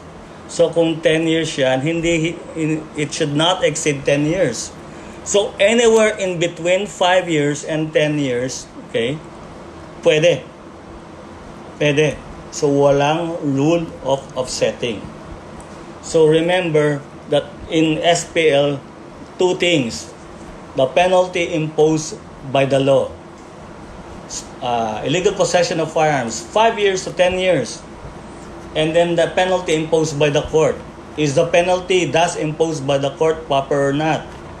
Okay, ang tanong mo, minimum term, how do you get the minimum term? It should not be lower than the minimum sentence fixed by the SPL. Kung 5 years yan, hindi bababa ng 5 years. Again, if it's a maximum term, it should not exceed the maximum penalty imposed by the special penal law. Anywhere in between 5 years to 10 years is proper. Kung merong 11 years dyan, not proper. Kung may 4 years, 3 years dyan, not proper. So that's only simple insofar as SPL is concerned. Now let's go to the revised penal code. Sa revised penal code, how do you get the maximum term and the minimum term of the indeterminate sentence? There is the rule of offsetting. To get the maximum term of the indeterminate sentence, apply mo yung rule of offsetting. Now remember, let's discuss first. Sa rule of offsetting, anong ino-offset natin? Only ordinary mitigating from that of what? What kind of aggravating? Only generic aggravating circumstances. There are several types of mitigating. Ordinary and privileged mitigating. Which one do you use to offset generic aggravating? It's only ordinary mitigating. What do you do with the privileged mitigating? You automatically reduce the penalty by a degree, no matter how many instances of aggravating circumstances present at that particular case. Hindi maapektuhan ang privilege mitigating. So kung nakita kayo, ang age of the child is above 15, below 18, acting with discernment, baba ka agad kayo by 1 degree. O kaya incomplete self-defense, merong unlawful aggression, may reasonable necessity. Diba, merong incomplete self-defense, pag majority yon are present, except basta andun ng unlawful aggression, okay? Privilege mitigating yun. So kung merong unlawful aggression at reasonable necessity or unlawful aggression plus lack of sufficient provocation, you lower it by 1 degree regardless of the presence of any aggravating. Okay? Kasi you will not apply that to the rule of offsetting. only an ordinary mitigating circumstance. What about aggravating circumstances? Anong ginagamit natin for the rule of offsetting? Only generic aggravating. Okay? So there are several types. There are qualifying aggravating circumstances. It changes the nature of the crime. Kanina we discussed that with the crime of murder. So you do not say the crime is homicide with a generic aggravating circumstance of treachery. No. Because the crime itself is already murder. Ba? You cannot say also if it's inherent. You cannot say the person is liable for malversation with a generic aggravating circumstance of abuse of public possession. No. Because inherent in malversation is the abuse of public possession. Now, evident premeditation. Evident premeditation is what? Okay, a qualifying aggravating circumstance in the crime of murder. Okay, it is inherent in the crime of robbery with force upon things. So, wag niyong gagamitin yan. So, meaning to say, just because may nakita kayo, okay, na aggravating circumstance, you will use that to offset. No. Because if it's a qualifying, if it is an inherent one, then you do not use that for the rule of offsetting. You will not use that. So dapat yan is only a generic aggravating. Okay? Now, sabi natin rules of offsetting. Kasi to get the maximum term of the indeterminate sentence, the penalty imposed by the RPC after appreciating the presence of the mitigating and aggravating circumstances or after applying the rule of offsetting. Okay. Now, di ba ang penalty merong divisible at indivisible penalty? Alam naman natin, disqualification sa Islaw is indivisible penalty. So pagka reclusion perpetua, huwag ka na mag-Islaw. You don't have to compute. Okay? If the rule in sa indivisible penalty, pag sinabing indivisible penalties, it does not have the minimum, medium, or maximum periods. Wala sila noon. Diba? So, capital punishment, death, wala. Reclusion perpetua, although it carries 20 years, 1 day to 40 years, Supreme Court said that it remains to be an indivisible penalty. So wala kayong maririnig na reclusion perpetua in its minimum or medium or maximum periods.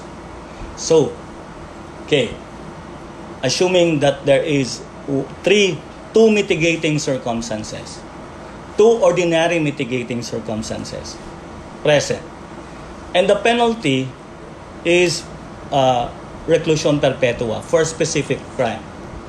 Okay? Do you apply Islaw? No. Okay?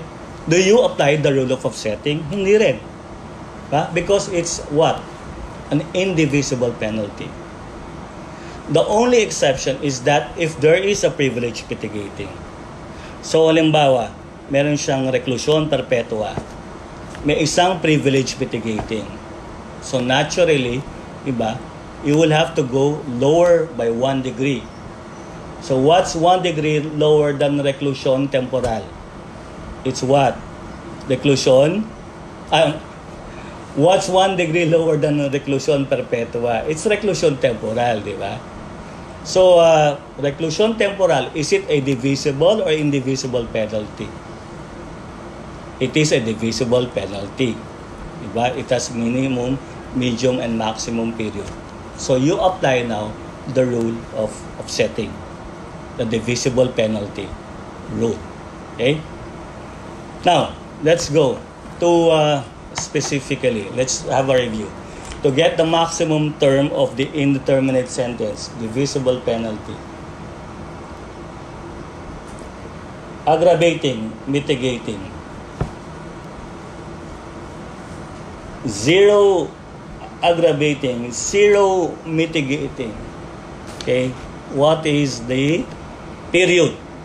Period kasi divisible. So it's medium, right? Medium. So if there is 1 aggravating and 0 mitigating, that will be the maximum period. Right? Pagka 0 aggravating, 1 mitigating, then you will impose the minimum period. So, ang common mistakes ng mga students is pag 0-0 minimum, no. Pag 0-0 medium, period. Pag 1 aggravating and 0 mitigating, maximum. Pag 0 aggravating, 1 mitigating, lower it to its minimum period. Paano, sir, if there are 2 or more mitigating circumstances? Halimbawa, 2 o 3. But there is no aggravating circumstance. What is, would it be in its minimum period? No. You lower it by 1 degree. Lower it by 1 degree. Now, ang tanong, sir, is this a privilege mitigating? Hindi siya privilege mitigating. Do not deem it as privilege mitigating. Although it only partakes of a privilege mitigating in the sense that the penalty will be reduced not in its minimum period, but the penalty will be reduced by 1 degree lower. Paano, sir? Kung 3 mitigating circumstances or 4 and there's 1 aggravating, common mistakes, ino-offset kagad nila. Gagawin nila, reduce it by 1 degree. No. The reduction by 1 degree lower is only applicable if there is 0. Okay?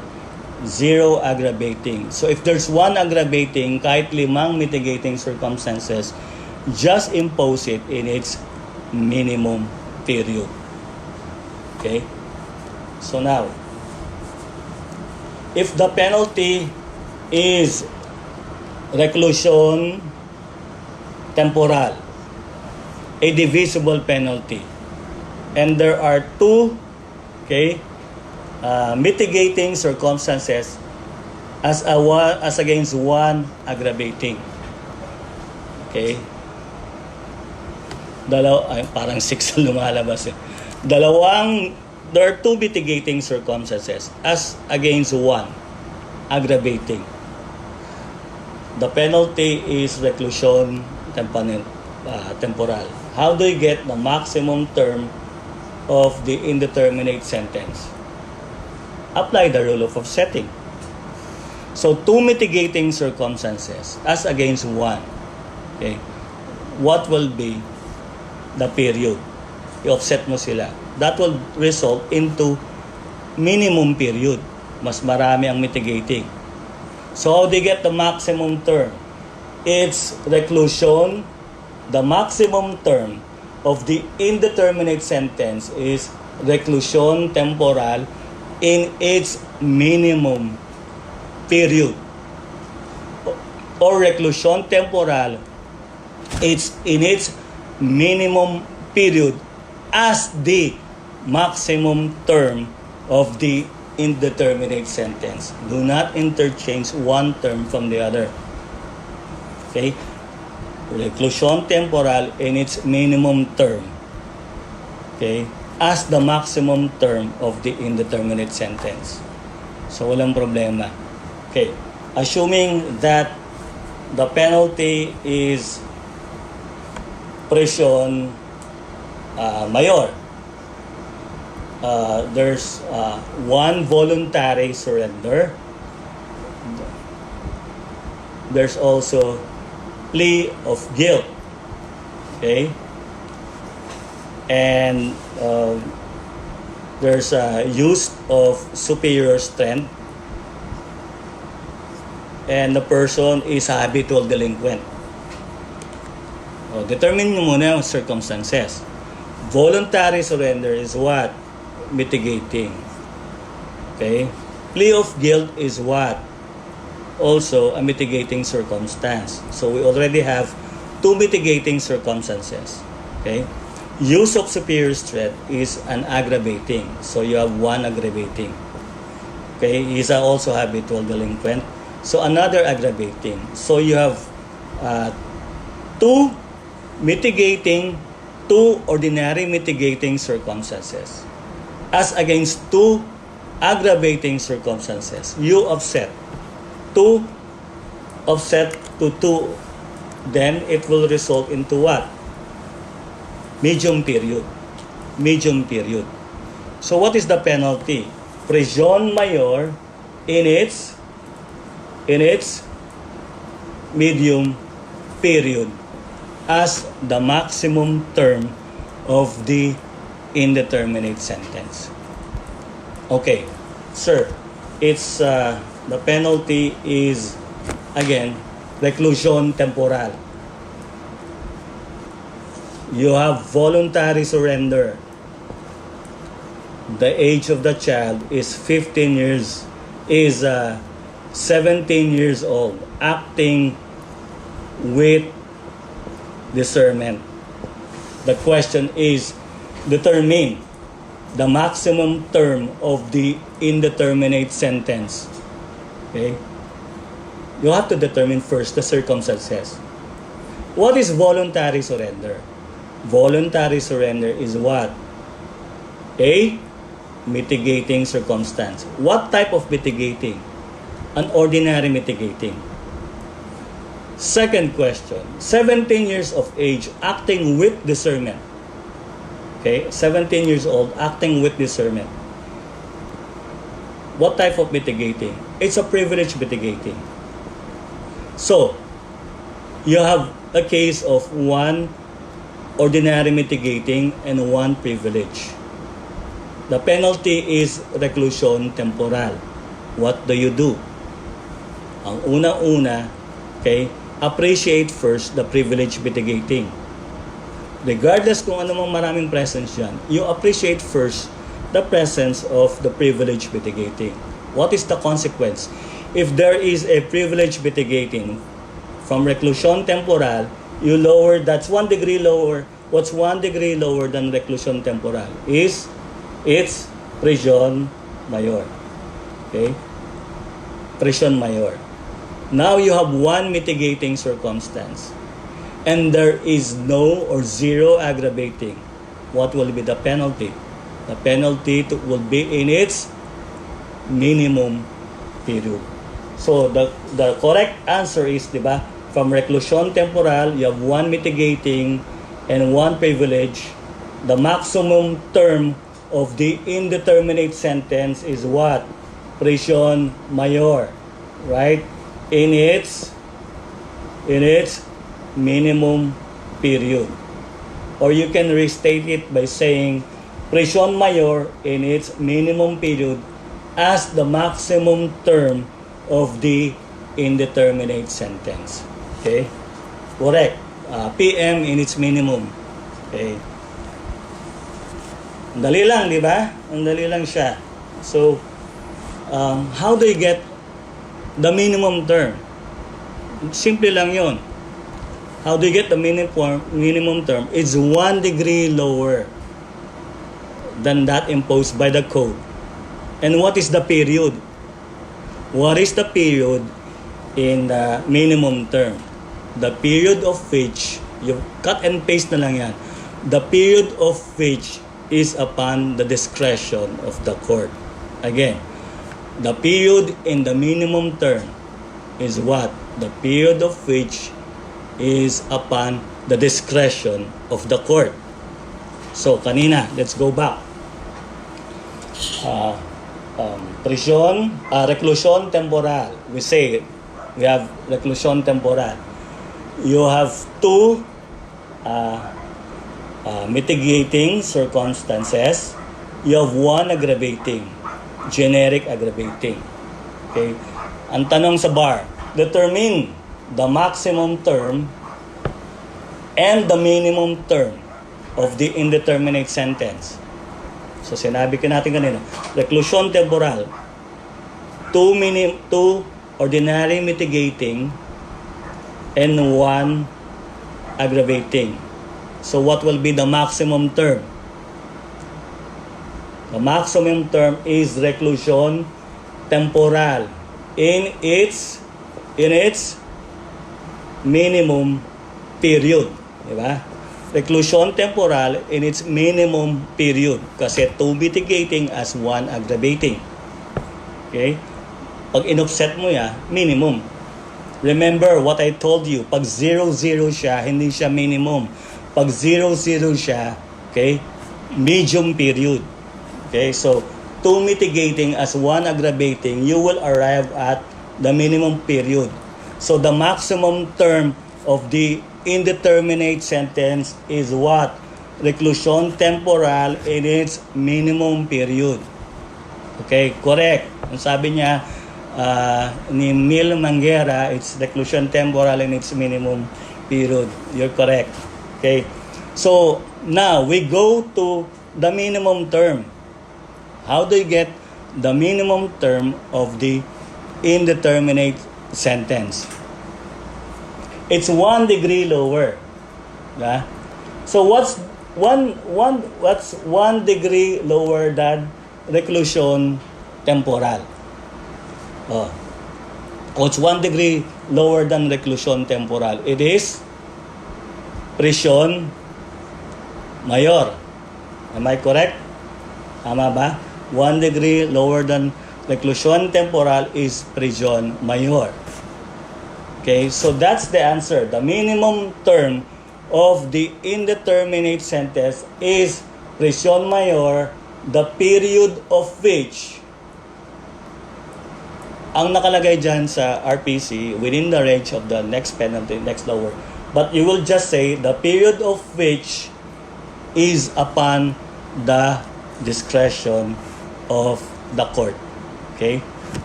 The period of which is upon the discretion of the court. So the correct answer is maximum term of the indeterminate sentence is reclusion temporal. It's in its minimum period. While the minimum term, do not forget the use of minimum term. Do not say the minimum sentence. You will be incorrect. Hindi ka bibigyan ng full credit. So the minimum term of the indeterminate sentence is prisión mayor, the period of which is upon the discretion of the court. Again, cut and paste lang yon. The minimum term, okay, the period in the minimum term is what? Upon the discretion of the court. The period of which is upon the discretion of the court. So, madali lang siya. Yun lang yun. Now, welcome. Okay? Nag-thank you siya. So, welcome. Ngayon, ang tanong, pagka nag-compute ka, okay? Charles, yes. Pag nag-compute ka, and then bumaba ka na as your maximum term, kasi marami ng privilege mitigating, bumaba ka sa less than 1 year. Okay? As the maximum term. Okay? Pakita mo lang sa examiner that you know how to compute. But you would say, in the end, as your conclusion, the indeterminate sentence is not applicable. Why? Because the penalty is less than 1 year. The penalty is less than 1 year. Remember that. Okay? So, andali lang, di ba? Again, let me recall what I mentioned a while ago. Paano kung SPL, Special Penal Laws, okay, gumamit ng nomenclature of penalties under the Revised Penal Code? So, meron siyang mga reclusion perpetua, reclusion temporal. What formula, what rule are you going to use to determine the minimum term and the maximum term? You will use the rule under the Revised Penal Code and not under the RPC. the RPC and not the SPL. Ergo, kahit yan, special penal laws yan, meron ng rule of offsetting. You will now appreciate the mitigating as well as the aggravating circumstances to obtain the maximum term of the indeterminate sentence. Diba kanina sa SPL, wala tayong aggravating, walang mitigating. How do you get the maximum term again? In special penal laws, okay, do not exceed the maximum penalty imposed by the special penal law. Okay, how do you get the minimum term of the indeterminate sentence? Not lower than the minimum sentence imposed by the special penal laws. Anywhere in between is proper. If it exceeds, if it's lower, then it's not proper. With the RPC, how do you get the maximum term? Okay, the penalty imposed by the RPC after appreciating the presence of the mitigating and aggravating circumstances. How do you get the minimum term? It's 1 degree lower than that imposed by the code. Okay, the period of which is upon the discretion of the court. Now, when I check the test papers, ang common mistakes nyo is that what? Pag 0-0, ginagawa nyong minimum. Pag 0-0, medium. Tapos, pag check ko rin ng test papers, nilagyan ko ng 4 mitigating circumstances as against 1 generic aggravating. Ang ginawa, it lower by 1 degree. No, that's wrong. Again, let me emphasize that the lowering by 1 degree only happens when there is what? 0 aggravating circumstance. Pag may isang aggravating yan, kahit 5 pang mitigating, only in its minimum period. Yon ang common mistakes nyo. Okay. So exceeding na tayo ng 15 minutes. Last topic is about probation law. Now, probation law, as I've said, the convict need not go to jail. He will only have to report to the probation officer and meet the conditions of his probation. So there are disqualifications under probation. Do not interchange the disqualifications under probation from that of the RPC. Kung ang unang-unang disqualification under the law is penalty is death, reclusion perpetua, or life imprisonment. So probation is what? The penalty is higher than 6 years. If the penalty is higher than 6 years, he cannot avail of probation. Okay? So therefore, 6 years and below qualified, okay, to avail of probation. Remember that. Okay? So, kung RPC siya, hanggang prison correctional. If the penalty is prison mayor, disqualified. Why? Kasi ang prison mayor is 6 years, 1 day to 12 years. Hindi pa pwede. Okay. What is the other disqualifications under probation? Crime against national security. A person is convicted of rebellion. Now, ang tanong, dalawa. Can he avail of the benefit of his law? Second, can he avail of the benefit of probation? Under Islaw, pwede? No, because it's an express disqualification. Under probation, so you will now be confronted. Ano bang rebellion? Is it a crime against national security? No, it's not. It is a crime against public order. And so therefore, he can undergo, okay, probation, provided that the penalty is not higher than 6 years. Before the amendment of the probation law, inamendahan ng probation law, the disqualification is a crime against national security and public order.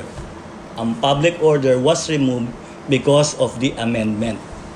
So now it is only a crime against national security. Treason, di ba? Misprision of treason. But not rebellion. Because rebellion is what? A crime against public what? Order. So hindi pa pwede. Now, of course, if he availed previously of the benefit of probation, is already disqualified. So what is the most important here is appeal. Appeal. General rule, okay? These are two mutually exclusive remedies. You can only avail of probation or you can only avail of appeal. Once you filed an application for probation, effectively you waive your right to appeal. In the same manner, if you file an appeal, effectively you waive your right to probation. So, ganito. Andyan yan sa handout nyo. So the answer in that question is that there is no probation. He's not qualified for probation because he previously filed an appeal. Is there an exception? The case of Arnel versus Colinares. There's only an instance where although he already filed an appeal and yet the Supreme Court allowed him to avail of the benefit of probation. So this was asked several times in the bar exam. Ang nangyari ganito, he was convicted of the crime of frustrated homicide, si Colinares. And the penalty imposed against him is higher than 6 years. So, kaya niya bang i-avail of probation as a remedy? Hindi, di ba? The only remaining remedy for him is to file an appeal. So, Colinares filed an appeal. It reached the Supreme Court. Supreme Court sustained the judgment of conviction, but modified, the sentence. Instead of finding him guilty of frustrated homicide, is found to be guilty only of attempted homicide. Sabi ng Supreme Court, nagkamali ang RTC. And the penalty now imposed is only 2 years and 4 months. So compared with that frustrated homicide, higher than 6 years, now the penalty was reduced to 2 years and 4 months because he was only found guilty of attempted homicide. So when he secured already the judgment, nag-file siya ng probation. Now, this was opposed on the principle that once a person already filed an appeal, diba, he cannot file a probation. Supreme Court ruling, teka muna, there was an erroneous judgment rendered by the RTC. Okay? Had the RTC imposed the proper judgment, which is 2 years and 4 months, then Colinares will have the two options, whether to file an appeal or probation. Now, in this case, because of the erroneous judgment, how can he file an appeal, a probation, where there was an erroneous judgment? So in this case, the Supreme Court allowed to file a probation, notwithstanding that there was previously an appeal filed. Okay, and this decision of the Supreme Court is now incorporated in the amendment of the probation law. Yon. So tapos na tayo, 4:20. So if you have any questions, pwede na siguro in writing, we will do that. Unless you would want to answer pa yung mga questions previously that we sent to you. Okay na to? Okay, so let me just say thank you for this opportunity to PALS and also to our watchers, to our future lawyers. Again, I say to you, don't forget, your dream. Okay, we are in trying times, but don't forget your dream because it's not yet the end of the world. Okay, magiging lawyers pa kayo. So you've got to strive hard to take all the opportunities that you have to study, and pray.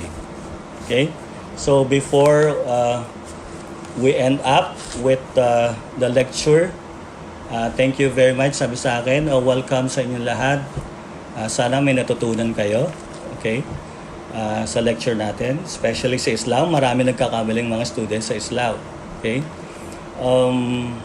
let me just give you a message coming from the Holy Scripture, which Jesus said. You have to remember this, especially now that we're confronted with COVID. Remember the message of Easter, which we just celebrated. He said that, "Peace I leave with you, my peace I give to you.